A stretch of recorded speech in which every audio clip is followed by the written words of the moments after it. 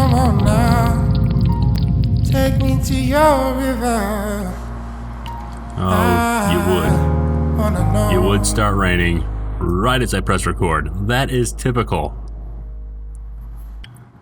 Hey guys, what's going on? This is Zero, and welcome to a Zero Redstone build. I'm not gonna call this a tutorial because it's not exactly what it is. It's more of a spotlight. So what I've been really interested in doing lately is just kind of redstoning.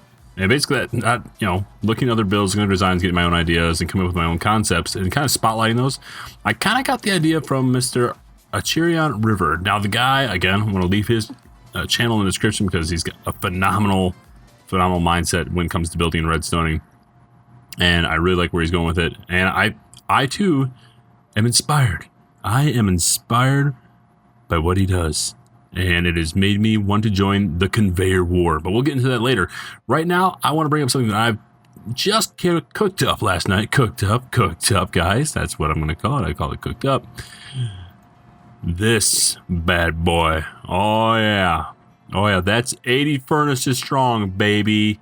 80 furnaces strong. Now, it's all just show. Okay, it's a lot of show. It's quite a bit of show going on right now. But that's okay. What I wanted to emphasize more so on this structure is that furnaces, well, let's just take a look at furnaces real quick, shall we? I don't even know where you get them from. Get some furnaces and some hoppers and we need a chest. Yeah. Okay, cool. So you got your typical furnace and got your furnace here. You're like, yeah, I'm gonna automate this. I'm gonna throw some stuff in the top I want to smelt it, throw some stuff in the back, that's the fuel, and I want to put a chest here. I'm going to put a hopper there. Now that's not what we do, right? What do we do here? We throw a chest on back here. It's so simple, but I've already forgotten how to do it. So I throw a chest in here. It goes in there, and it's smelting up. Perfect, yum. And then I want to cook something though. I'm gonna cook me some chicken. Now, sorry, look at that, it's smelting, it's cooking up. And now we wait.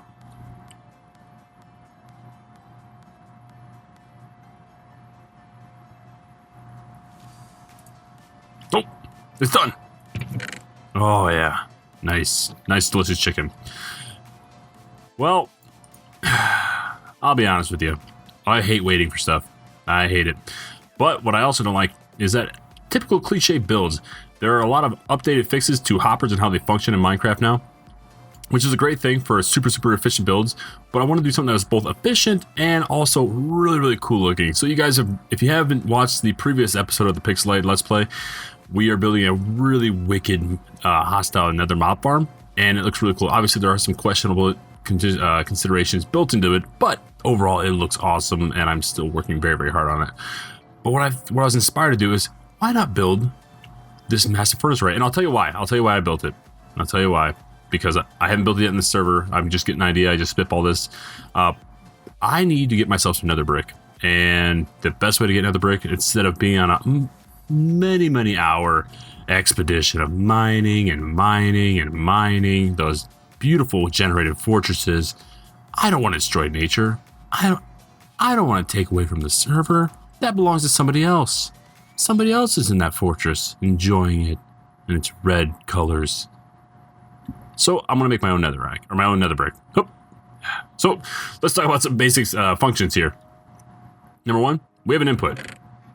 We have an input for fuel and an input for stuff we want to smelt. And then we have our output here, which is hooked up with some double hoppers. This is kind of a lack of efficient system. Bottlenecks itself with the single hoppers in. Originally we had a different design going, but I added some more features to this build. So let's get into those features before we even jump into that madness. Now again, I'm not going to show you how to build this. I'm not going to. You know why? Because you don't learn anything. You can look at this and you can say, "Ooh, Zero, how'd you do that?" I'm gonna say, I don't know. I just came up with it. All right, so let's go ahead and I'm gonna go ahead and clear my inventory. I'm gonna grab some food. We'll get a bunch of fish. Why not? Let's get some fish. Get some raw fish going here. Hopefully it doesn't get picked up by anything. That'd be nice. All right, give me some raw fish. Give me that. And we'll go with some coal. We'll go with some real simple fuel source. I'm sure there's a ton in there already. All right, we got ourselves some coal. Now, I'm gonna jump down here real quick just to double check something. Okay, and okay, cool. Okay, you didn't see that. All right. So our input chest, we're gonna go ahead and throw all of our fish in there. Boom. You hear some stuff going on, don't you? Exciting. All right, I'm gonna throw some coal in there. All right, and we can look right through here to the peering glass. I'm gonna hop up here because I didn't make it big enough. All right, give it some time. Give it a moment. It's instantaneous. I swear this is super fast. Just wait. It's happening. The magic. Okay, yeah. Okay, so our comparators are still on, so we're still unloading all the items. I guess I can kind of explain what's going on here. Is these double hoppers into these double chests update these comparators, and these comparators emit two different signals. So the original signal comes over here through these repeaters, comes down and around, comes into a toggle T flip-flop, which basically comes over here, locks these hoppers, and there we go. There's our fuel source. Our fuel source is on its way. It had a lot of fish to go, so you can see this is the double chest with the fish in it, and they are still loading everything up. So there's a ton of resources going in there right now. So it may take a moment still. But anyway, so it goes into a toggle T flip-flop, which goes into a hopper lock, so the hoppers are locked up, so they cannot operate. They cannot pull anything down here. They won't be able to pull anything into the chest, the minecart chest, while they're not there. It's a really awesome system. And again, there's another additional toggle T flip-flop and a fail-safe mechanism. You don't see that a lot in Redstone designs.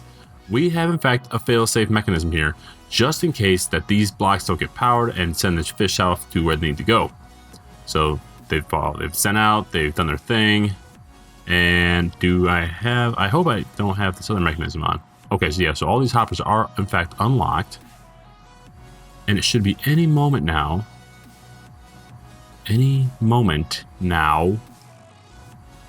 What's going on here? Oh my goodness. Oh. Nobody said anything. Why did you guys say anything? Okay, and we are back, and no cooked fish this time. So let's grab some food. Not the cooked fish, the raw fish. Okay. All right. Okay. All right. Give me some more raw fish. All right, that's plenty of raw fish. Thank you. We've already put a ton of fuel in there. So let's go ahead and throw the raw fish in. And again, you know it's going to take it a minute. It's going to take it a couple seconds.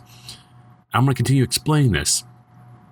There's toggle T flip-flop, and there's also a fail-safe mechanism. You don't see that on a lot of Redstone designs. This is just in case, for some reason, for some crazy wild reason, that these do not get filled up adequately, or they do have resources still in them and they need to go back that way. We have additional toggle T flip-flops to be pushed down and activate these in reverse order of these toggle T flip-flops to keep it powered. However, it's only active if it gets the comparator signal.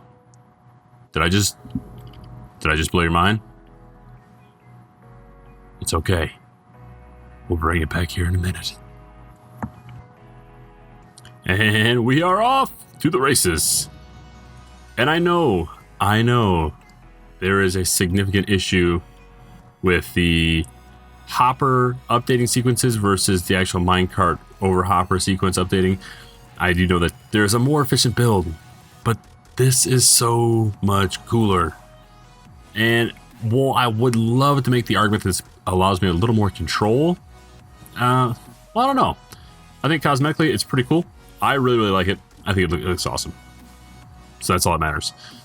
And I have my patented ZeroForge elevator. I don't think anybody's claimed it yet, so I'm claiming it right now. Nothing you can do about it. It's mine. It's mine.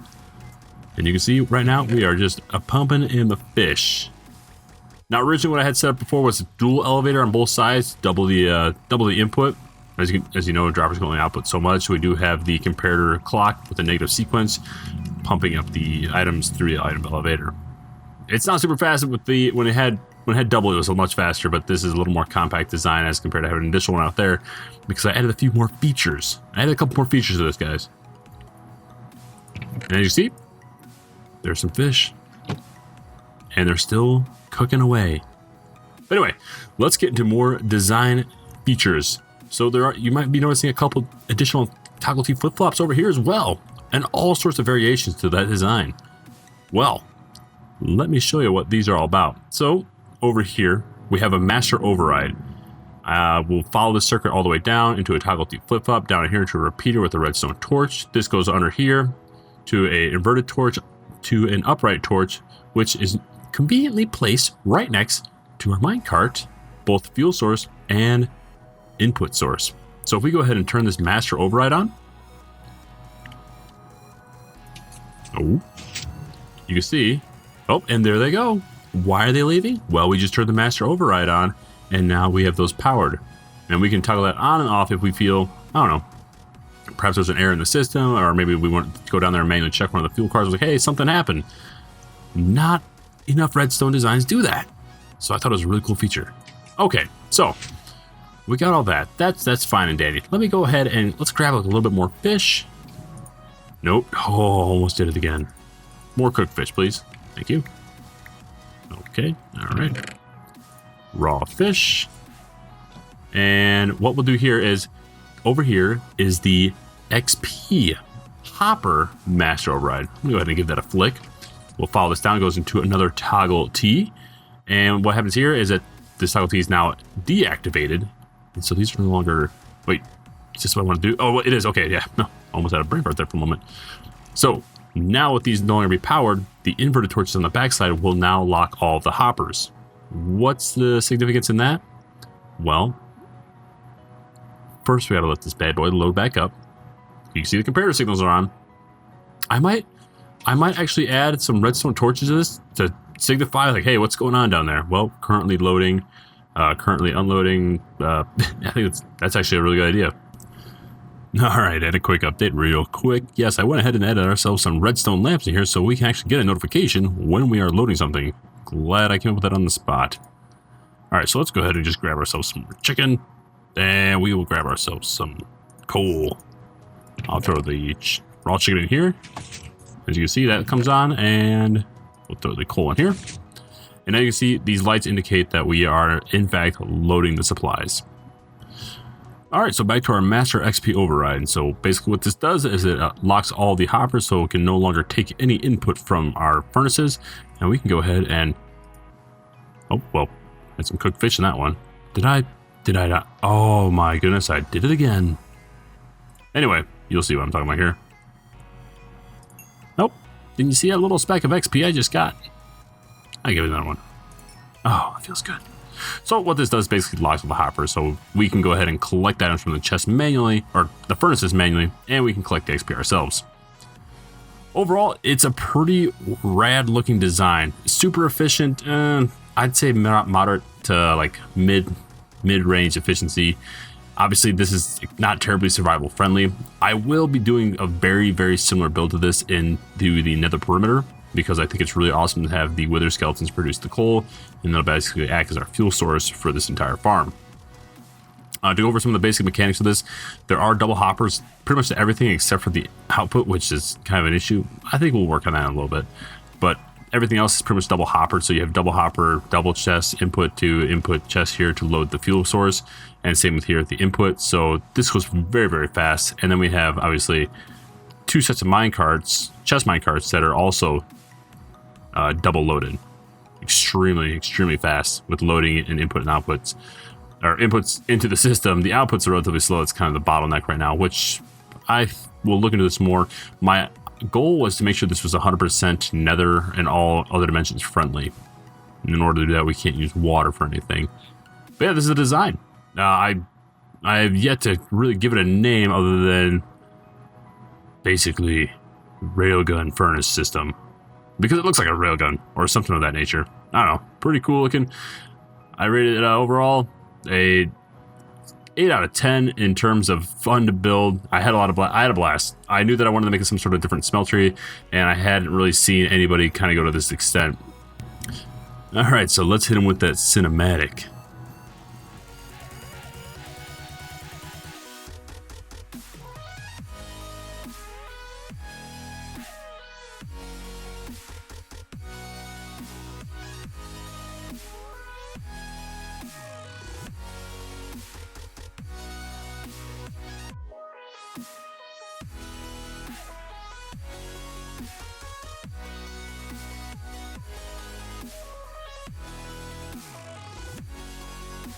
I hope you guys enjoyed today's episode.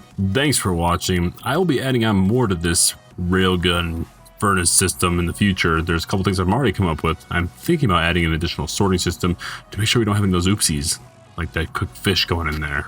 I'm sorry. Did it twice. But I'm actually impressed with myself. Anyway, I hope you guys enjoyed the episode. Really quick and short one. I just want to do a quick showcase of this. I'm going to be working on a couple other different types of builds. And yeah, I will see you guys then. Thanks for watching. Make sure you click that subscribe button and slap that like button. And I will see you next time. Bye-bye.